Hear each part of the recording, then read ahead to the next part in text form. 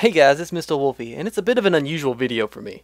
But I've been keeping up with this Gamergate situation, and there's just a lot of stuff I felt like talking about, and I'm just going to kind of summarize a few things here.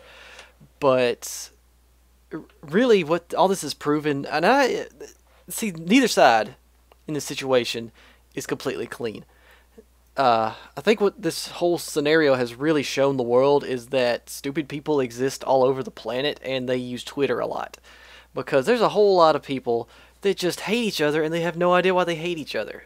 But anyway, here's a few of my thoughts on the whole feminism in video games scenario. It's important to note that the freedom of speech provision in the First Amendment protects you from punishment from the government, not from the consequences of your speech. The First Amendment actually says, Congress shall make no law respecting an establishment of religion or prohibiting the free exercise thereof, or abridging the freedom of speech, or of the press, or of the right of people peaceably to assemble and to petition the government for a redress of grievances. What this actually means is that the government cannot make a law or punish you for saying something off the wall that might get you in trouble in certain circles. What that does not mean is that you can go around saying whatever you want, and then when someone calls you on it, say, oh, you're violating my freedom of speech, and Let's look at it this way. When you devalue and undermine what you perceive to be male privileges or qualities in order to promote what you perceive to be female ones, what you're actually doing is not promoting equality of the genders at all. You're making the false assumption that men are superior to women and that in order for women to catch up or to even out in some way, the best course of action is to bring men down. Doing this sort of thing only serves to perpetuate the false stereotype that men are superior in the first place, which is counterintuitive when it comes to promoting gender equality. Specifically, it is a double-edged sword, as it encourages a false pedestal of masculinity and continually makes femininity seem inferior by nature. If your idea of creating equality is bringing everyone else down to your level, your idea of equality is inherently flawed. And don't for a second think that that doesn't mean that issues like these are non-existent.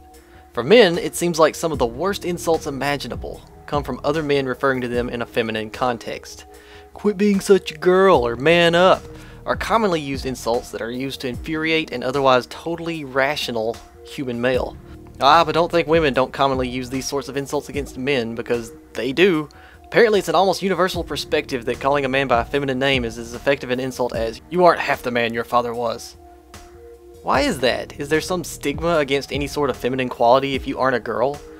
And why would women perpetuate this sort of stigma in the first place? Unless it was for the same reasons I stated earlier. You know, the whole bringing them down to your level thing. Also, feminist movements in gaming create a very unique situation. Statistics indicate that the hetero white male protagonist will net the most sales, so that is the norm. People don't even seem to consider the possibility that maybe the hetero white male protagonist isn't the reason they're buying the game. It could be that the gamers are just interested in this particular game series for some reason. It could be that they like this particular niche of gaming, such as a first-person shooter. Forget about all the strong, memorable, beloved by all female characters from the past. None of these matter because they're all a product of rampant sexist mentalities. Jade is clearly a puppet of the patriarchy, and Samus is just a sex object.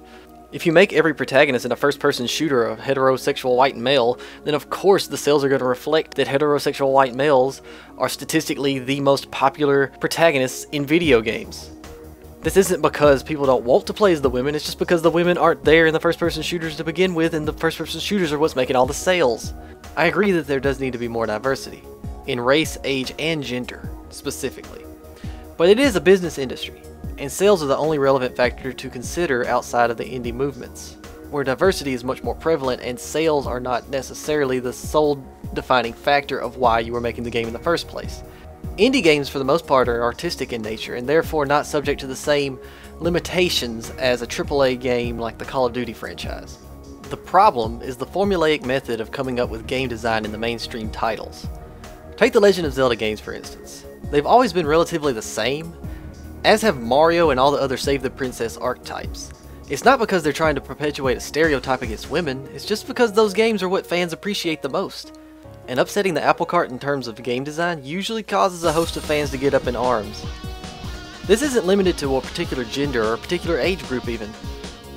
Fan bases tend to just do this in general. I certainly don't think the system is perfect, but neither do I think it's a problem in any sense of the word. It's just a lack of real creativity when it comes to sitting down and laying out the details of the story. I have little doubt that most of the time it just comes down to "it was a dark and stormy night" trope rather than some kind of sexist agenda. The save the princess concept is not some video game specific trope to perpetuate a helpless woman stereotype. It's just a storytelling trope in general that has been used in all forms of human artistic expression for thousands of years. To argue that games are somehow sexist for using it is pretty weak in the logic department. It's just a simple story archetype that is used when complicated plots are not the goal of the game, or when a series has already been established as a save the princess sort of game, such as with the Mario or Zelda franchises. But even these two series contain extremely popular titles in which the recycled concept is not even present. I wouldn't say that these tropes are as widespread as they first appear. Many games produce strong female characters in central roles, if not as the main characters themselves. Off the top of my head, the Resident Evil series, the Final Fantasy series, the Mass Effect series, and pretty much every series where you can make your own avatar are included in this list. That doesn't include all the multitude of fantastic games over the years like... There isn't a vast majority of sexualized female characters in video games. I would venture to say that of every video game ever made, more than half don't even have a female character at all. Especially since many games have sexless or nameless protagonists that are sometimes not even humanoid or animal in nature.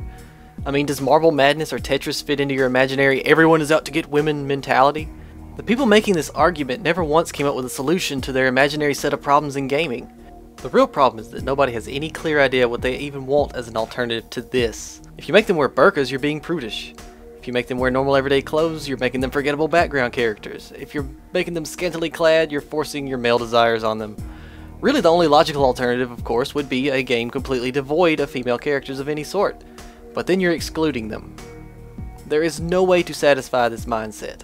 Now, of those games that do include female characters, I can't think of more than a handful off the top of my head that fit into the tropes of this character is only here to get you all excited, or this character is completely irrelevant and only here as a female filler. The only decent argument for any of the tropes is the one regarding male protagonist rescues female as a goal of the game, but even that is limited to niche circumstances and not overly prevalent. Most of the extremely popular games of the last few years have really just come down to shoot the living crap out of everything that moves and drink game fuel. Now, I'm sure over the course of this video I've said something that may have contradicted something else that I said earlier in the video, but really that's not exactly true if you analyze the context in which I said it. Yes, there are tropes in gaming, and yes, gaming could use a little more diversity, but in reality, diversity in gaming is already present. Sometimes people don't notice it just because they're playing a specific niche type of game that doesn't have the sort of diversity that they're looking for. Or maybe there's someone who's never played a game at all and is just wanting to be judgmental.